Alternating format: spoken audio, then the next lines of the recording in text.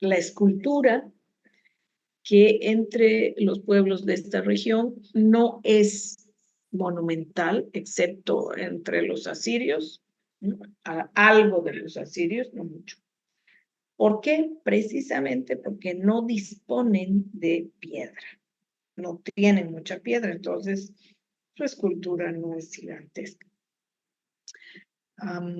Tienen algo de pintura también, llamativa. Ellos son los que inventan el concepto del mosaico, es decir, más que el mosaico, el ladrillo esmaltado.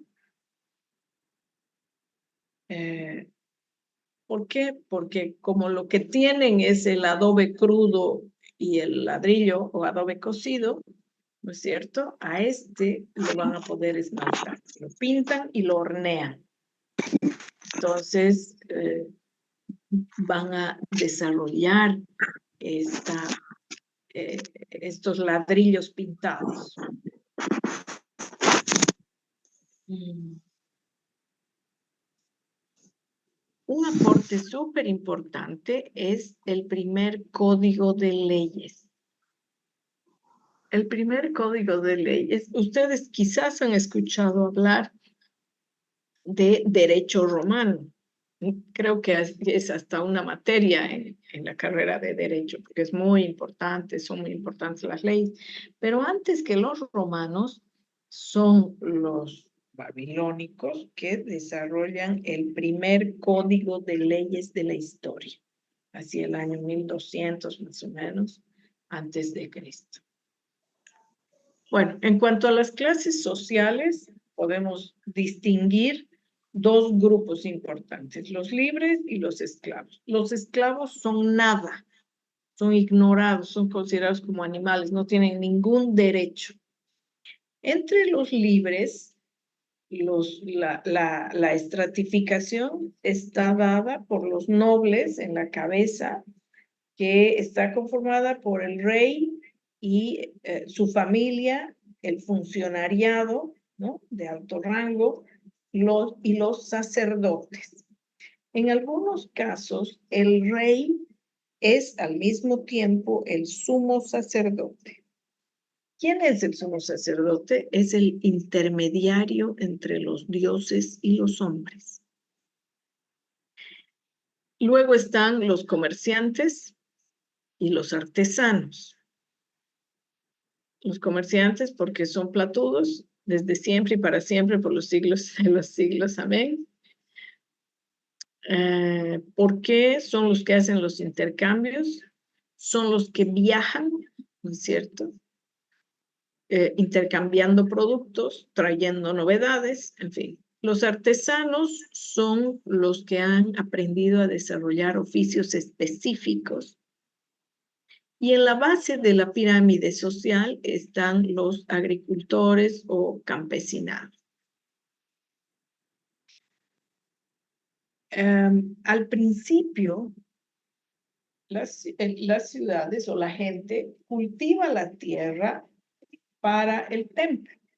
Entregan toda la producción al templo. Entonces, el templo y luego el palacio se convierte en tremendos almacenes. Poco a poco, es decir, no se convierte, tiene tremendos almacenes. Poco a poco los reyes van otorgando donaciones y entonces los campesinos empiezan a trabajar para sus propias tierras. Así surge el concepto de propiedad privada. En cuanto a la religión, ya comentaron sus compañeros, tienen varios dioses. Sus dioses generalmente están relacionados con los fenómenos de la naturaleza, son politeístas, ¿no es cierto? Marduk, por ejemplo, que es uno de los dioses famosos, representa al Noé de las leyendas mesopotámicas, es el que previno sobre el diluvio. Luego, en cuanto a la representación en arte, hay jerarquía social. Esto lo vamos a ver en arte, pero los dioses están en la cima, después están los reyes, y después el resto, ¿no? Los funcionarios, los sacerdotes, los militares, el pueblo y por los suelos los esclavos. En las representaciones vemos esto.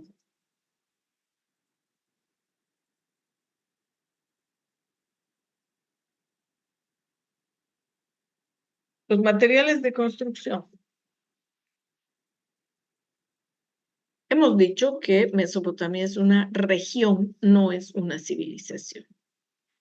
En esta región no hay madera, no hay piedra, hay metales, pero poco. Entonces, ¿cómo resuelven su arquitectura? Importando materiales. La madera la importan del oeste, la piedra del Elam, es decir, del este, de los persas, los metales del norte, de Anatolia. Entonces, si no hay madera, piedra y metales, ¿qué rayos hay en Mesopotamia? Por favor, los escucho.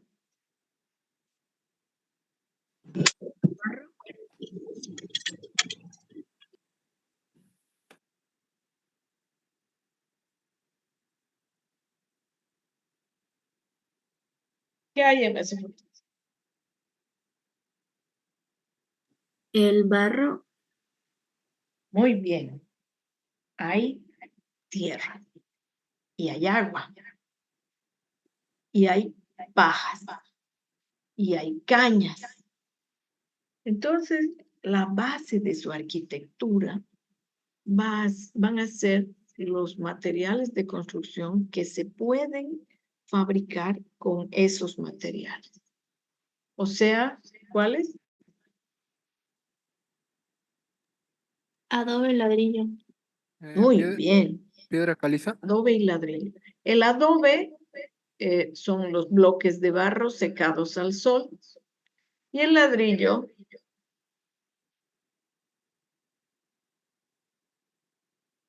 En horno. son los mismos bloques, solo que más chicos, ¿no es cierto? Secados al horno. Ese es el material principal para la construcción de los edificios en Mesopotamia.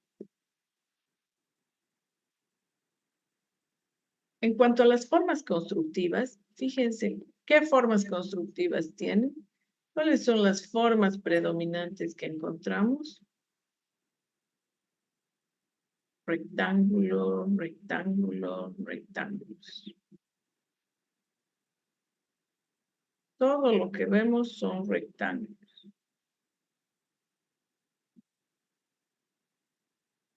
¿Quién quiere grabar?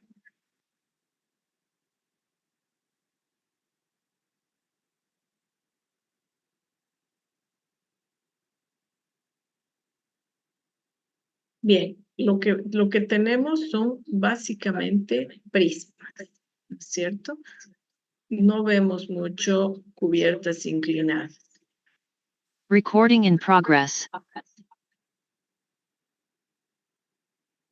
Alguien nos está grabando, así que nos compartirá pues, la Recording grabación. stopped. No tengo problema que graben, pero nos comparten la grabación, por favor. Bueno, seguimos.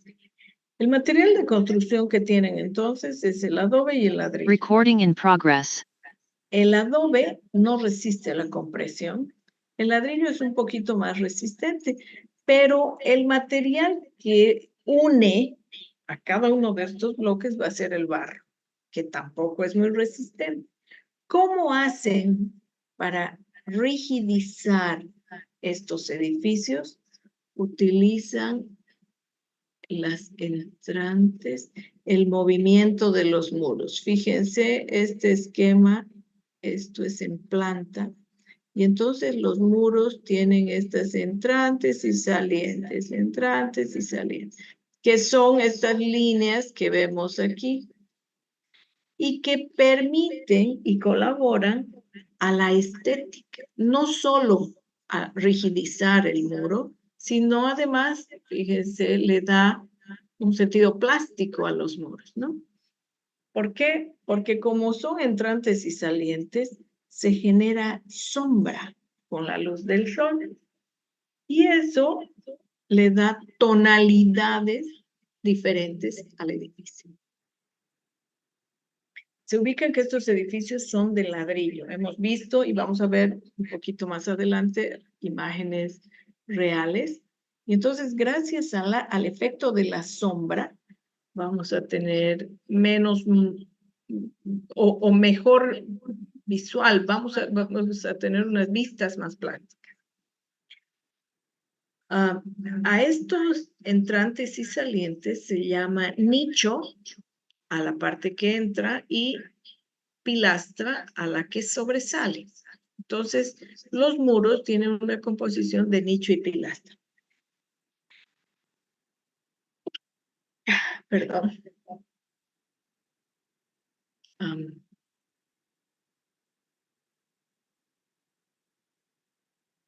Otro elemento constructivo, no material de construcción, elemento constructivo que desarrolla es el arco y la bóveda falsa. Ellos desarrollan este concepto. Esta es la bóveda falsa. Esta otra es la bóveda auténtica. Es la falsa y la auténtica. Ya hemos hablado de esto en clases. ¿Alguien me favorece? ¿Explica?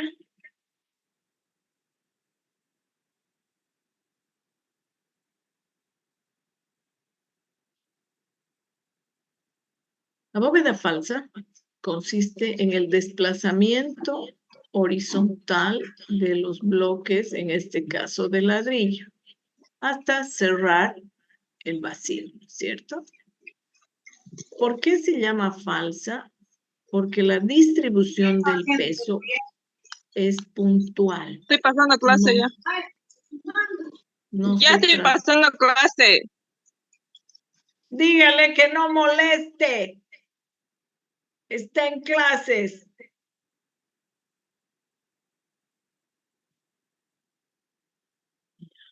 Entonces, el soporte del peso que va encima de este arco lo soporta cada bloquecito. No se distribuye el peso hacia los laterales. No hay esto. O sea, en cambio, en la bóveda auténtica, la distribución va a los lados.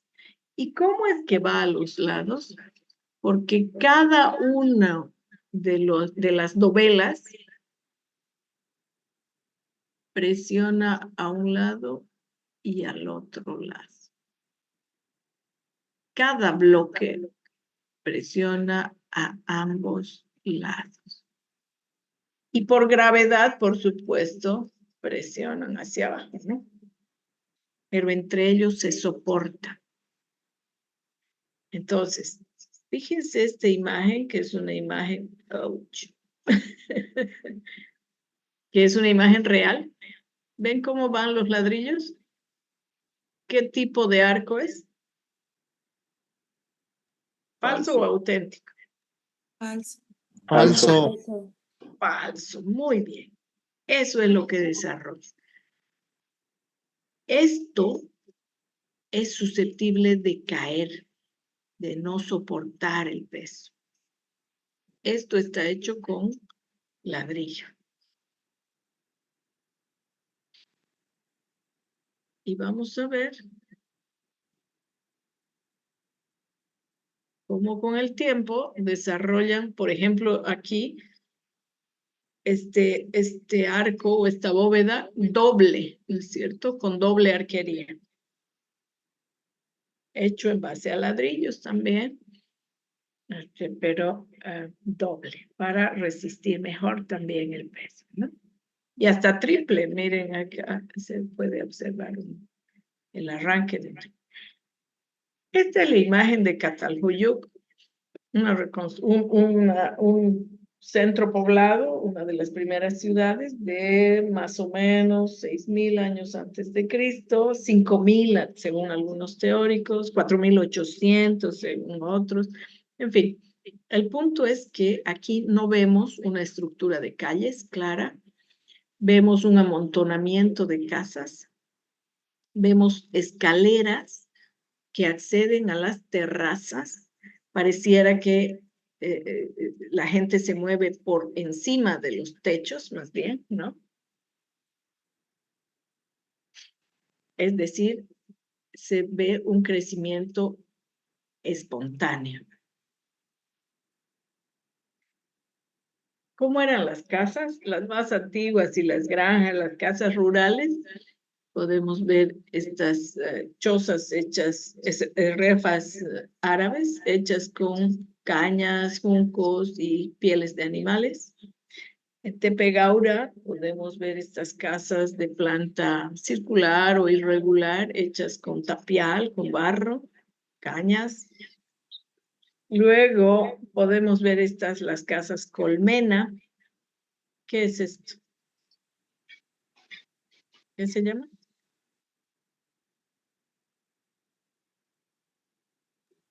Bóveda. Muy bien, bóveda. ¿Auténtica o falsa? Falsa. Auténtica. ¿Correcto? Falsa. Correcto, falsa. Ahí vemos el desplazamiento horizontal, ¿no es cierto? De las piezas. Miren, 8 hasta 10 metros de diámetro, o sea, realmente grandes, ¿no? Unidas a ellas con unos bloques más o menos prismáticos, en algunos casos con cubierta inclinada. Esta es una imagen de una granja rural, más o menos del 4.700 antes de Cristo. Miren ustedes, ¿qué características tienen? Las habitaciones son angostas. ¿Por qué? Porque no tienen buen material para techar. Entonces los muros crecen como soporte del mismo techo. Tienen cisternas que se entiende que son para guardar agua, para guardar, no sé, como almacenes. Tienen los muros con entrantes y salientes. En fin, un poquito más complejos, ¿no es cierto?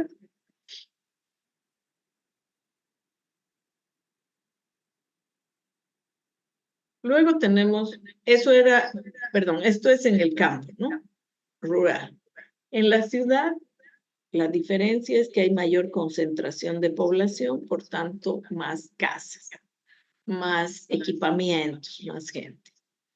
Miren ustedes, las casas se organizan en general alrededor de patios. Los tamaños van a variar, unas van a ser más chicas, otras más grandes, otras más grandes. Pueden ser de un piso o de dos. Cuando son de 2 pisos, lo que se desarrolla son unos pasillitos alrededor del pozo del patio, ¿no es cierto? Por donde se circula. Los techos son casi planos. Ningún techo es plano, pero son casi planos. Tienen diferenciada lo que es el área azul, es el área habitacional, es decir, donde está la sala para recibir a las visitas, los dormitorios, en fin. Y lo gris son las áreas complementarias, es decir, depósitos, cocina, yo sé, todo lo que es de apoyo. También haciendo una comparación, esta que es un barrio de Ur, vemos la irregularidad, la diversidad en el tamaño de los lotes, en la forma de los lotes. No hay calles bien definidas.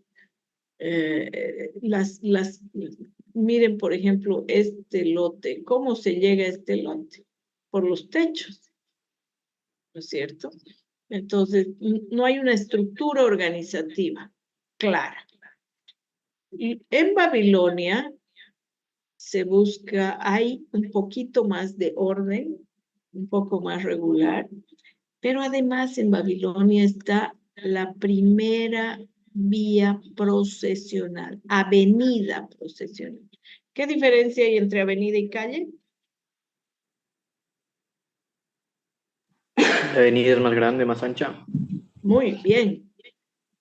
Los babilónicos inventan este concepto porque tienen sus procesiones que llevan a los dioses del palacio al templo, del templo al palacio, en fin. ¿Qué más? Los babilónicos van a conjugar orden con desorden. Vamos a ver más adelante. En cuanto a la forma de construcción o elementos, cómo se tiene, fíjense ustedes, habitaciones más o menos angostas, todo de adobe, paredes de adobe, cubiertas planas con vigas o bolillos, juncos, cañas y argamasa. Las aberturas, las ventanas son pequeñas, las puertas son angostas, todo es hecho en base a adobe. Una característica, estas culturas no conocen, no hacen todavía los cimientos para construir los edificios. Ellos apisonan la tierra y levantan sobre la tierra compactada las paredes, ¿no? Aquí hay otra vista de cómo más o menos se movían.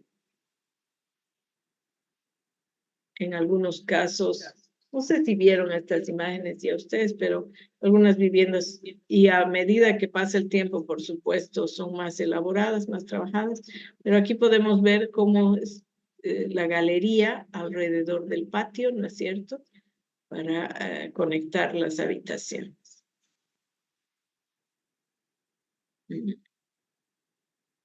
Luego están los edificios representativos. Estos son los templos, los sigurats, las torres templo y los palacios. Los palacios, que son complejos arquitectónicos donde hay una serie de edificios. Las ciudades son amuralladas con murallas muy fuertes, altas y gruesas. Los ingresos a la ciudad son controlados, tienen que ver quién entra, ¿no es cierto?, con seguridad, pasos de ronda, en muchos casos, es decir, con soldados que van caminando por la parte superior de la muralla. Y aquí vemos la puerta de Ishtar. Esta es una reconstrucción, por supuesto, pero se supone que era así, azul, la pared. Ellos inventan, les dije, el ladrillo esmaltado, es decir, pintar el ladrillo antes de hacer coser, que es lo que hoy conocemos como cerámica, ¿no es cierto? Otra vista. Aquí tenemos el Palacio de Jorzabat en Dur Sharukí. El área religiosa, el área de la vivienda del rey, el área de apoyo complementario. Fíjense que lo religioso y habitacional del rey y las oficinas del rey están en una plataforma elevada, jerarquizando respecto al resto. Esta es una comparación de tres ciudades de las civilizaciones que estamos viendo. Y en este cuadrito, lo que vemos es la relación de tamaños. Ur, la más pequeña, es esta. Dur-Sharrukin, la mediana, es esta. Ur se caracteriza por tener una forma irregular. El palacio y el templo están al centro de la ciudad y alrededor se crece, digamos, los barrios donde está la gente, la ciudad amurallada con un ingreso controlado. Dur-Sharrukin, en cambio, es una ciudad geométrica con varios ingresos, también amurallada. Y aquí la otra diferencia es la ubicación de el templo y el palacio. El templo y el palacio se van al borde de la ciudad. El criterio es militar. La idea es que el rey, en caso de que pierdan o sean atacados, el rey pueda huir con vida. Porque un reino sin rey, desaparece el reino. Entonces ellos cuidan mucho a su rey. Pero la estructura de la ciudad en Dur-Sharrukin, como ustedes pueden ver, es bastante ordenada, ¿no es cierto? O sea, se pueden reconocer calles paralelas, lineales, hasta tenemos un espacio libre al centro de la ciudad, como un gran patio. Y entonces los babilónicos aprenden de los dos anteriores. Babilonia tiene el río Éufrates que atraviesa la ciudad. Tiene unas calles jerárquicas.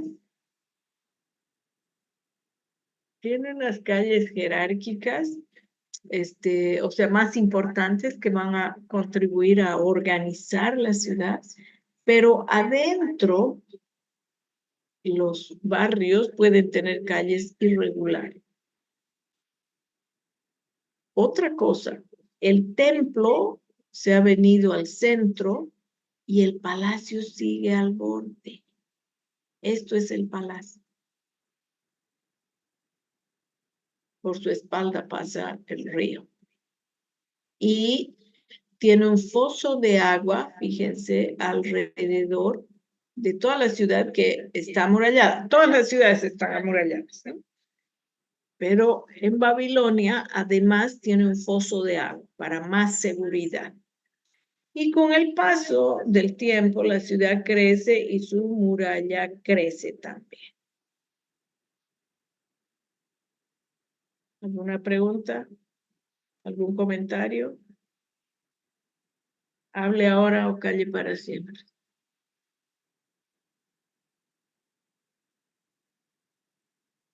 En cuanto a la escala, fíjense, esto es 1000 metros.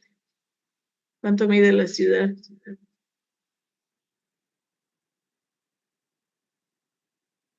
1000 metros quiere decir 1 kilómetro. ¿Cuánto mide la ciudad? Ciudad chica. Es decir, esta parte de la ciudad, o la ciudad antigua.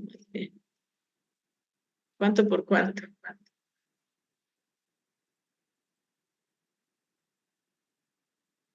Inmensa, ¿no es cierto? Esta, en cambio, miren, esto mide 250. ¿Cuánto mide la ciudad?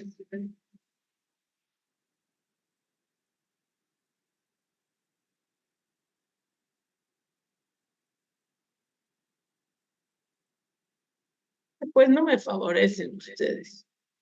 Y esto mide 500 metros. ¿Cuánto mide la ciudad? Entonces, en esa relación comparativa, nos damos cuenta de las diferencias de tamaño que hay entre las ciudades.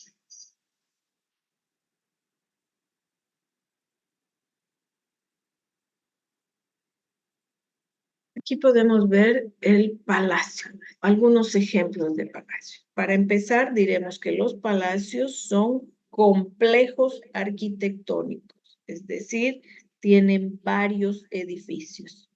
También están amurallados y vienen del mismo esquema básico de las viviendas, es decir, están organizados alrededor de patios.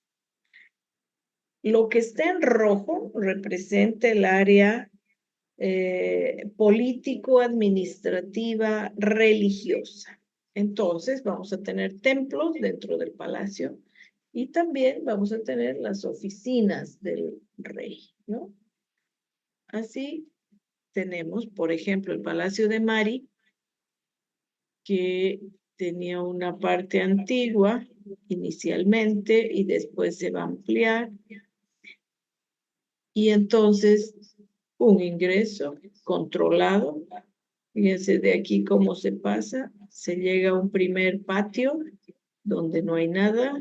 O bueno, hay áreas de servicio, de apoyo. De ahí se entra. Miren cómo es la circulación compleja. O sea, no se llega directamente al Palacio del Trono. Y aquí está el trono del rey. El trono es la oficina donde el rey recibe sus visitas, ¿no es cierto? Para que la gente lo vea todopoderoso. El rojo es eso, oficinas administrativas. Lo azul es la vivienda del rey. La vivienda está en un área resguardada porque ahí está su familia, la esposa, los hijos, etc. En algunos casos tenemos un área de apoyo, un área secundaria que es la vivienda de la reina y la principal, la vivienda del rey. Estamos hablando de unas sociedades machistas, por supuesto, donde la mujer es tratada como un objeto decorativo, ¿no? Y tiene a su propia servidumbre y sus gustitos ahí. Por otra parte, todo lo que está en gris, fíjense, es la escuela, los almacenes, los talleres, en fin, todo lo de apoyo. Aquí en el Palacio de Kish tenemos doble muralla para el área habitacional del rey.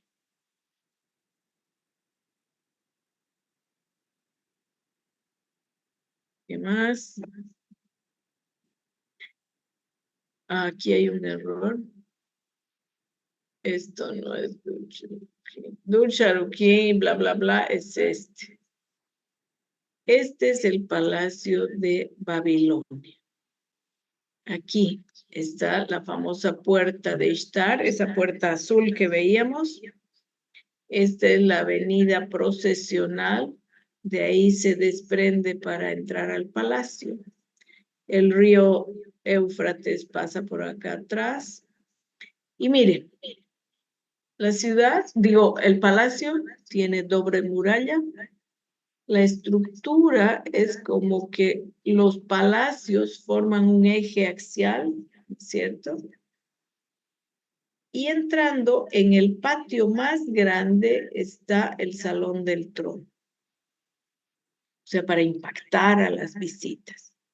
Al fondo, en el área más reservada, está el área de vivienda habitacional del rey y de la nobleza. La ciudad tiene, el palacio tiene doble muralla hacia el exterior. Y aquí en esta esquinita están los jardines colgantes de Babilonia, considerada una de las 7 maravillas del mundo antiguo. Hoy no existe nada de ese edificio.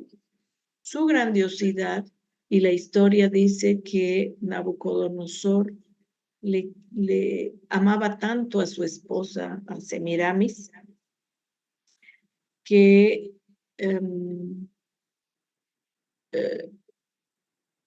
Semiramis se añoraba y recordaba y se deprimía y no sé qué, recordando sus tierras. Ella era persa. En los Montes Sagros hemos visto que hay montañas y verde. Entonces, Nabucodonosor le manda a construir estos jardines colgantes que consisten en una especie de montañita con plantas, ¿no? Artificial. La grandiosidad está en cómo riegan una montañita. El edificio por dentro seguirá un poco el concepto del sigurat, es decir, no hay nada por dentro, es decir, hay todo, es macizo el edificio, ¿no? Y una serie de plantas que cuelgan y demás. Dur Sharukin ya hemos hablado, y este esquema, este es el palacio de la dinastía de los Aqueménidas en Persépolis. Es parte de los persas. La diferencia fundamental, por favor observen. A ver, dígame dos diferencias a simple vista.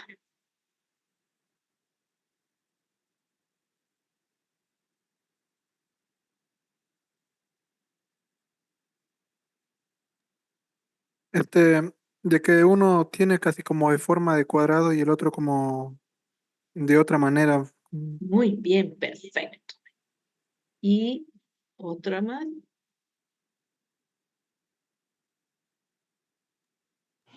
Su tamaño puede ser uno más grande que el otro.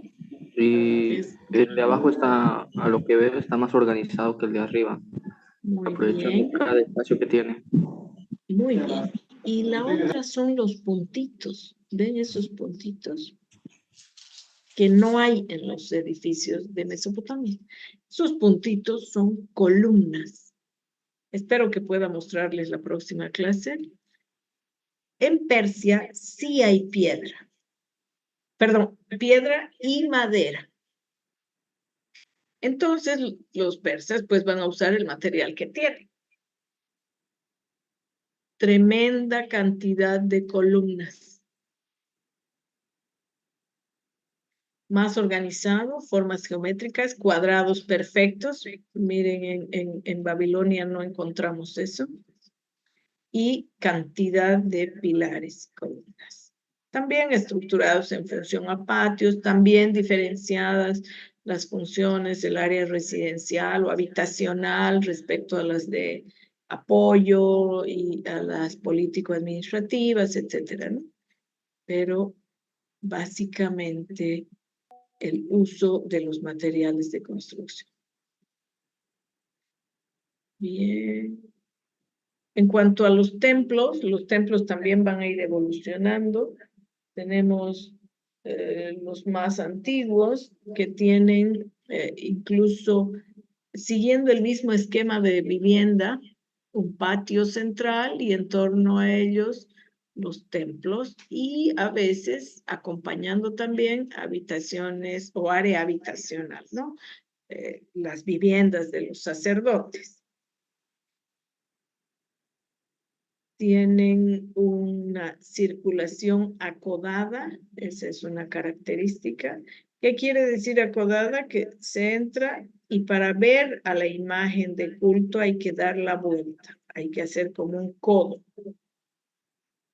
Sí, ¿no es cierto? En general.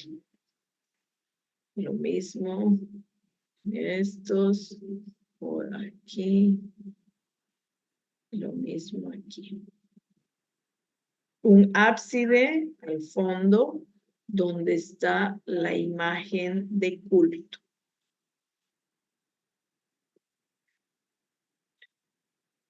El templo el más antiguo, miren el tratamiento de su muralla, muro perimetral, por la monumentalidad. Y los templos clásicos, que son después, digamos, dije, igual siguen con el esquema de un patio, pero ahora tenemos un eje axial de simetría.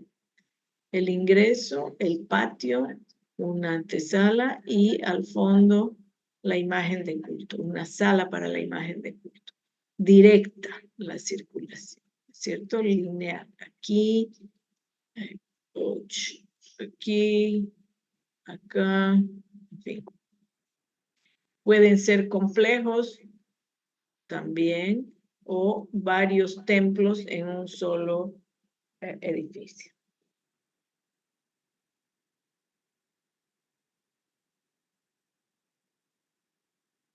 Esto ya no, los palacios, templos que hemos visto.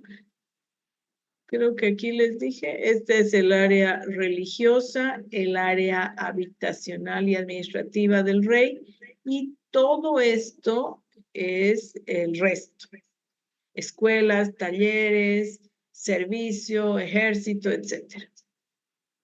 Este es el límite del palacio. Y aquí va la ciudad. Entonces, todo esto afuera es el pueblo. Fíjense la jerarquía. Para la función religiosa y la función político-administrativa, elevado sobre una plataforma. Las de apoyo afuera, abajo, pero todo eso encerrado con una muralla. Formas geométricas, ordenadas, en fin.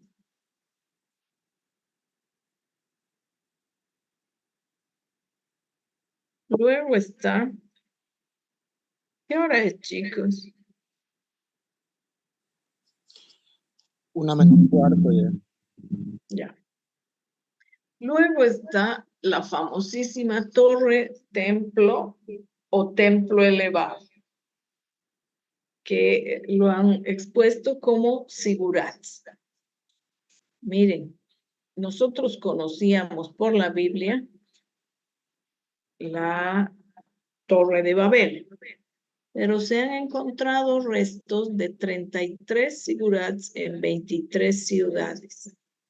Es decir, la Torre de Babel habrá sido tal vez la última, no lo sé, pero hay otras que siguen este mismo esquema, vamos a decir.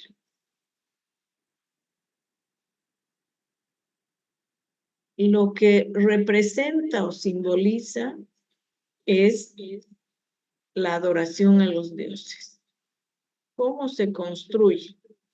Es un edificio escalonado, formando una torre, ¿no es cierto?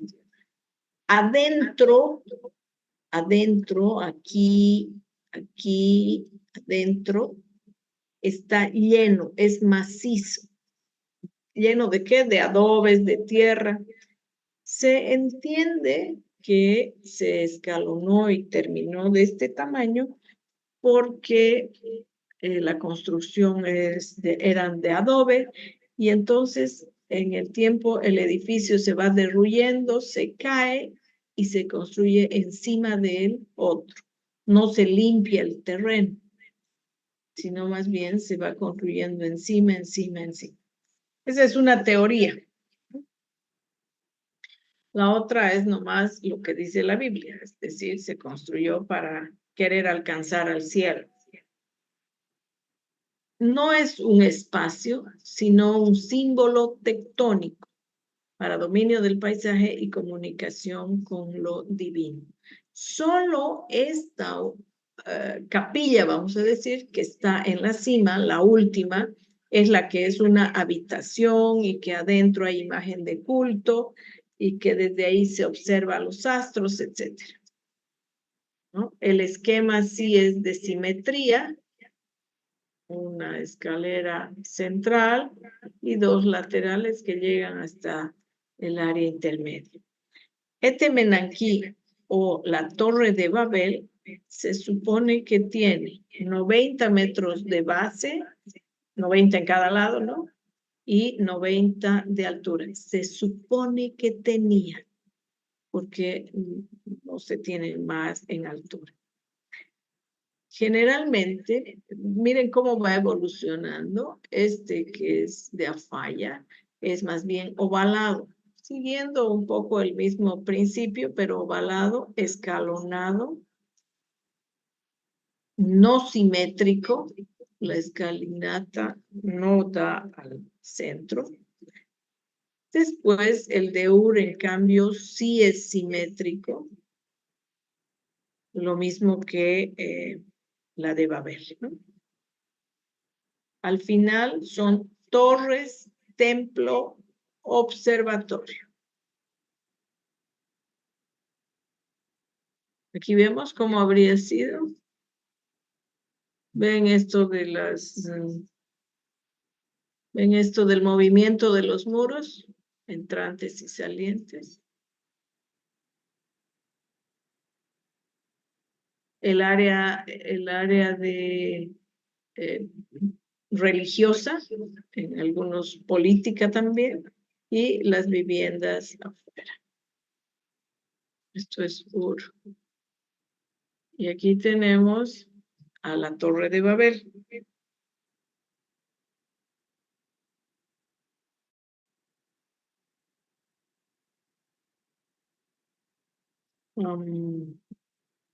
Ahí está.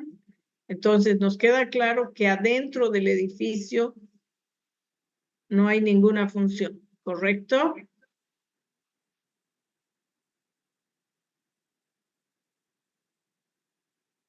Esta es una imagen de lo que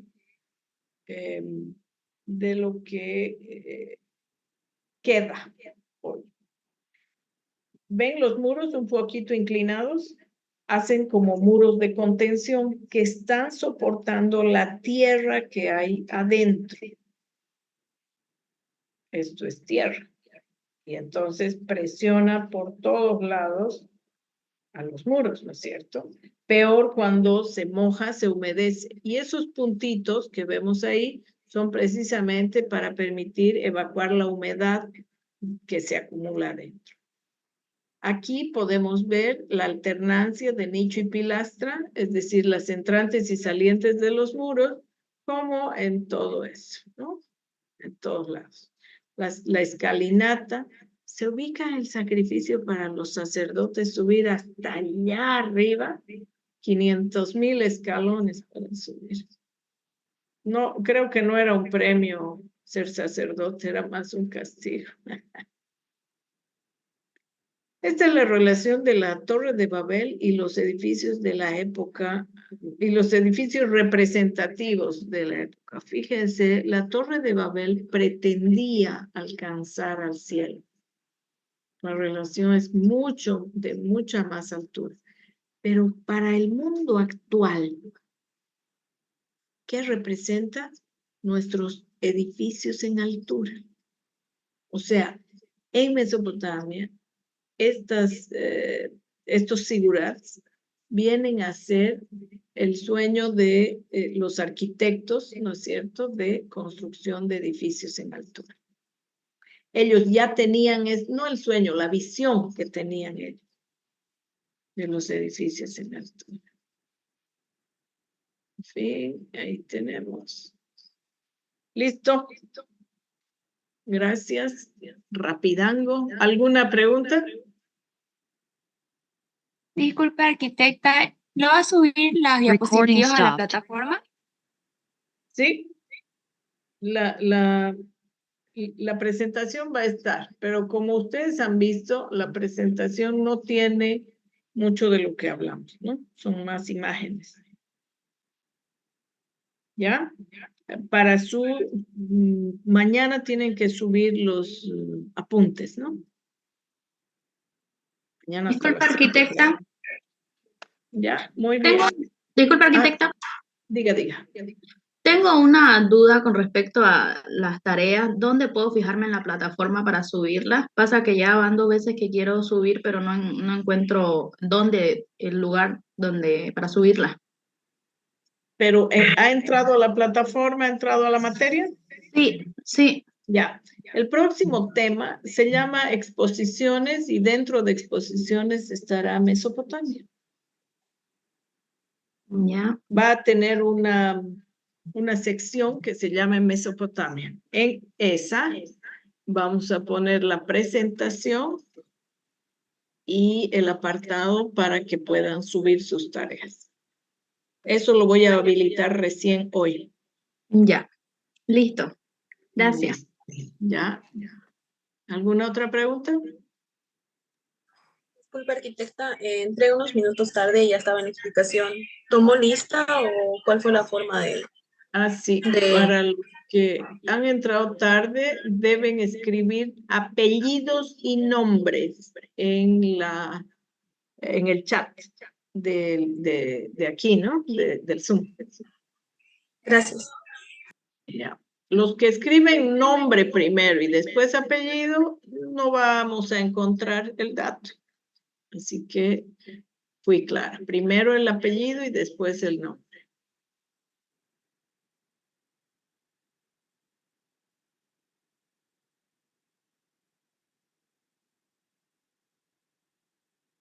¿Algo más?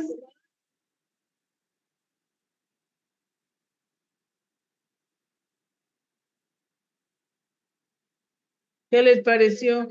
¿Se aburrieron?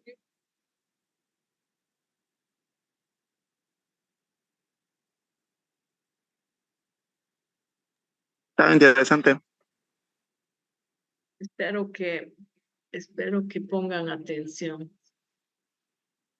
Yo pienso que el aprendizaje online para los jóvenes es muy difícil porque se distraen muy fácilmente.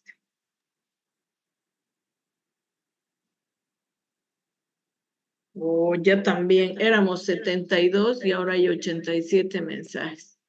Están escribiendo doble. Ok, ya chiquitos. Entonces aquí terminamos. La próxima clase.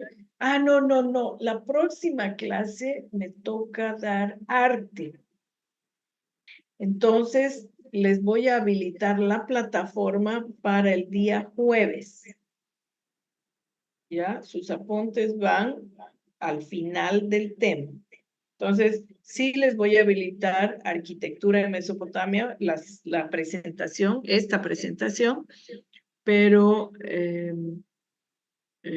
la subida de la tarea va a ser recién para el jueves a las 5. Es decir, antes les voy a habilitar, ¿no? Pero tienen que entregar máximo hasta el jueves a las 5 de la tarde. Muy bien, ya se están yendo. Hasta luego.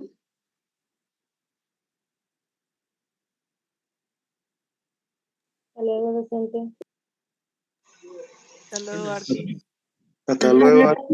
Deberían encender sus cámaras para mostrarme que están. Hasta luego, Arqui. ¿Dónde está el resto? No los veo. Chao.